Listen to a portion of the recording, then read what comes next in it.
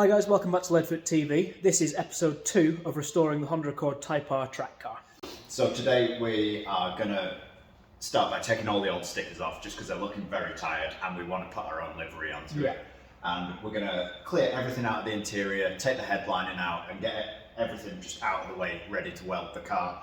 And then we'll tidy up all the stuff on the front end where all the radiator is disintegrated into, into the scuttle panel. And then we need to bleed the power steering fluid through. So we're going to chuck the battery on it first and get the car started up. So just chucking the battery back on it, we took it off last time to stick it on charge. So hopefully it'll be all right to start up and we can bleed all the power steering fluid through. The battery on this is miles too big for the car. I'm not entirely sure what it's on. Yeah, that is going to be one of the things we'll have to replace. Yeah. Apart from anything else for the weight of it. Yeah, and right, what's going on here? Which way around did the cables go? I think Get that out was of the way. earth, wasn't it? Yeah, and then we've got the positive there, yeah. Okay.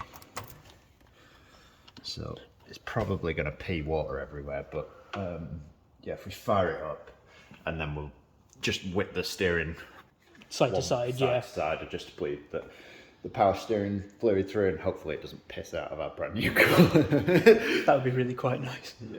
Do you want to fire it up? Yeah.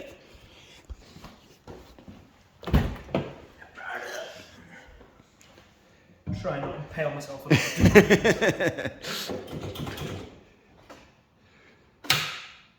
Oh no, that doesn't sound good. Wait there.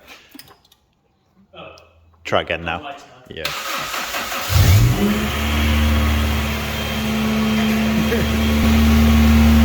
Yeah, just whip it one way and then.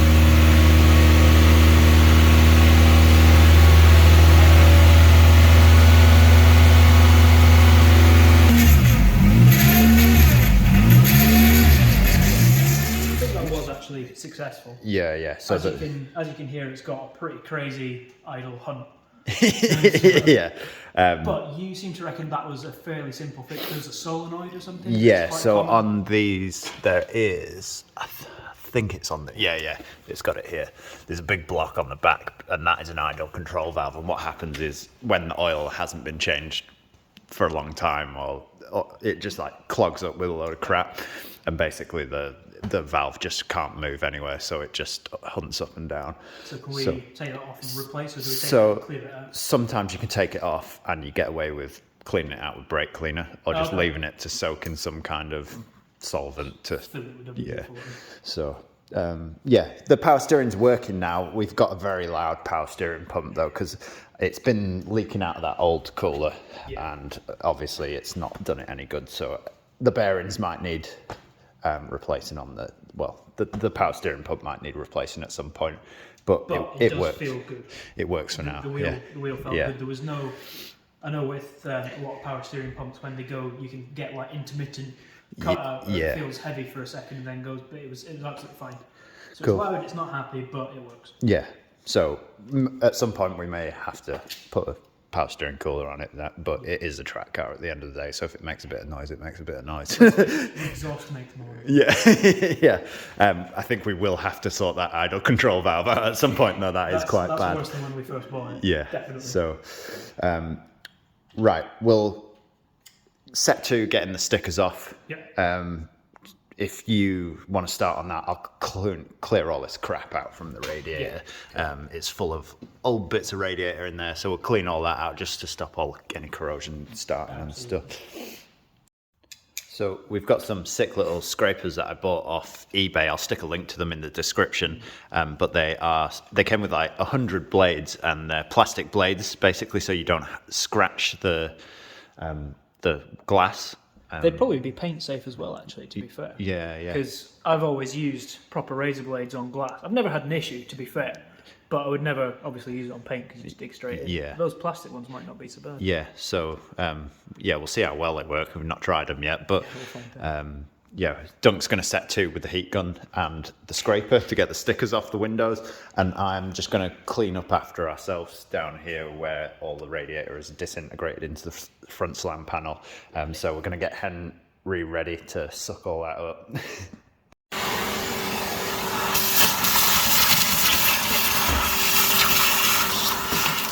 we figured out why it was taking so much power steering fluid. So it's no longer leaking from the power steering cooler, but down here we have sprung a leak, which I think is this metal pipe, and it's just gone rusty like the front one basically, and started peeing out. It's also just, while we've been steering it left to right, split the boot on the steering rack, so that's going to need replacing at some point, but it is fairly chucking some fluid out. It's all down here. If anyone knows of an Accord Type R braking, can we have your steering rack? Yeah, so, right on our nice clean painted floor.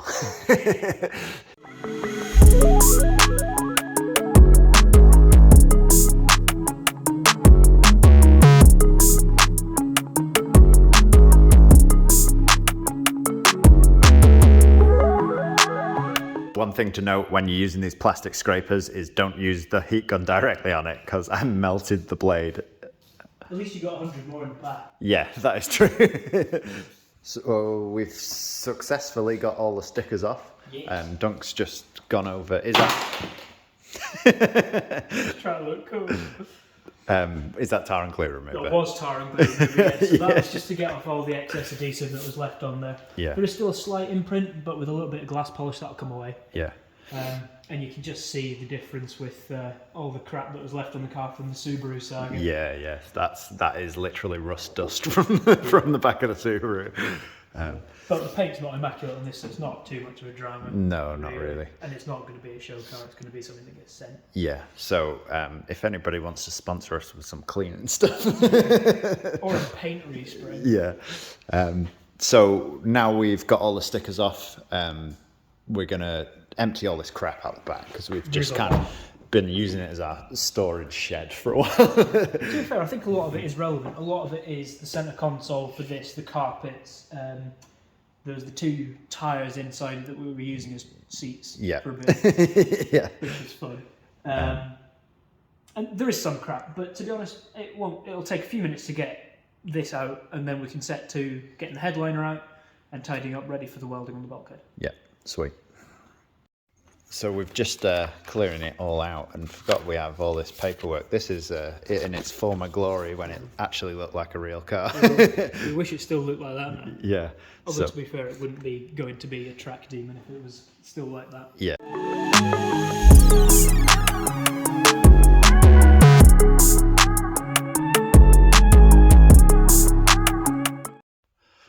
So I apologise for the lighting, it's not great in here, but we're just going to remove the headliner because we just don't really need it. It's very, very disgusting anyway. It's gone all mouldy. We've just discovered that the interior light doesn't work anyway. So we're going to just take it off. There's a couple of torque screws behind these Jesus handles in the back, and then and then we've got the sun visors, which also have some Torx bits in them. So we'll set to it and get them all out.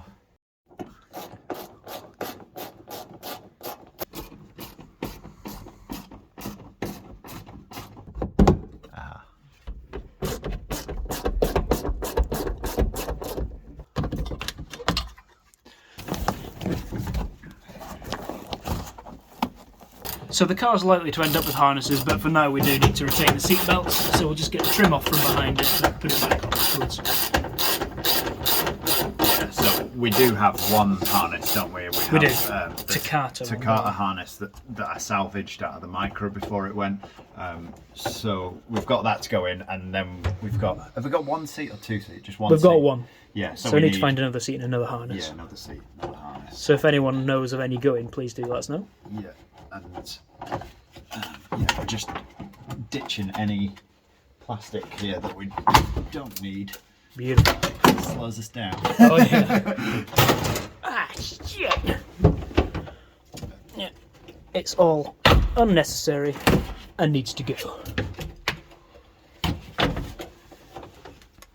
We were contemplating doing a half dash as well, weren't we? Yeah. I think but to be honest, it's kind of already half. Yeah, we did take. There was a panel here that we've taken off. So there's a lot of things in there that could go, like the heater matrix and stuff. Although we might want a heater matrix.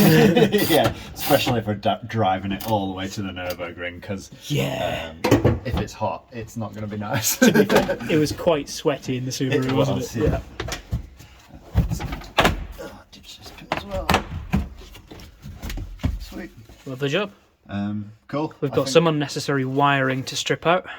Yeah, quite a lot of unnecessary wiring by the looks of it, but we have a tin shell.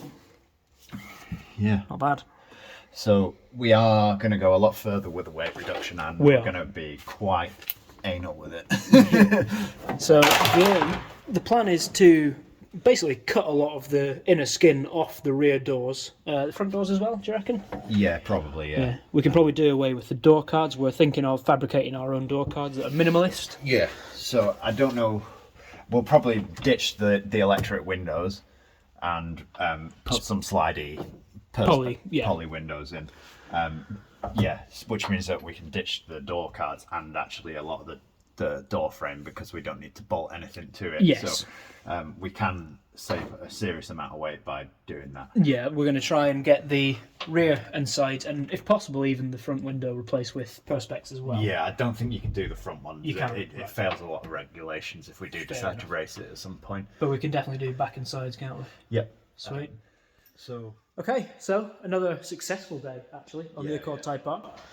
We're finding that coming down and just doing a few jobs at a time makes it... Just chipping away at it definitely helps. Next time we come down, we'll probably take off this intake and we'll just get everything ready to start welding.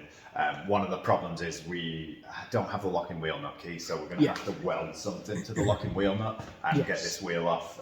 So we'll probably have to do that, get the intake off, and we'll probably start welding and get that bulkhead sorted, because that is the biggest job of the lot. It is, yeah. But for now, we've made good progress. It's looking a lot cleaner, it's looking a lot tidier. The inside is ready for seats to go in, basically, and harnesses, after the bulkhead's been welded, of course. And the outside is ready for some aesthetics of our own to go on. Yeah. So we'll catch you in the next one. If you haven't already watched the previous episode, we'll stick it at the top of the screen here. But yeah, that's it for now. Catch you in the next one.